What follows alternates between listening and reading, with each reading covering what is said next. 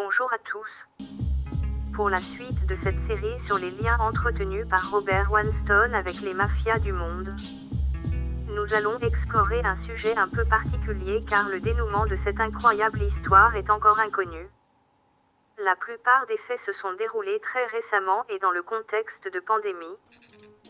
Certains liens avec les marabouts chinois auraient très vite pu être faits si l'ensemble de ces informations avait filtré.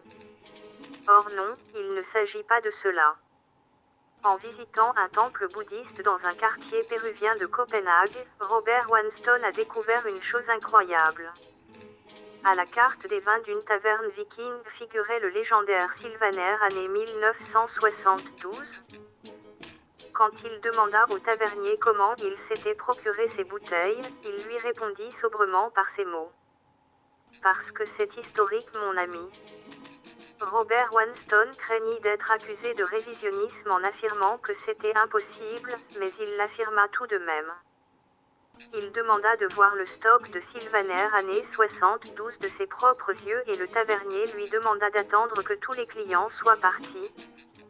Au départ du dernier client, le tavernier emmena Robert Weinstein dans la cave à vin viking de cette taverne du quartier péruvien bouddhiste de Copenhague. Ils découvrirent que la plupart des clients s'étaient en fait regroupés dans la cave pour mener un guet-apens car en effet, tous étaient des activistes cruciformistes à la solde du lobby des bières industrielles. Ils s'étaient infiltrés dans cette taverne du quartier péruvien bouddhiste de Copenhague pour détruire le stock de Sylvaner année 72. Cela mit Robert Weinstein dans une colère hystérique et il s'en prit violemment à tous les activistes présents et même au tavernier.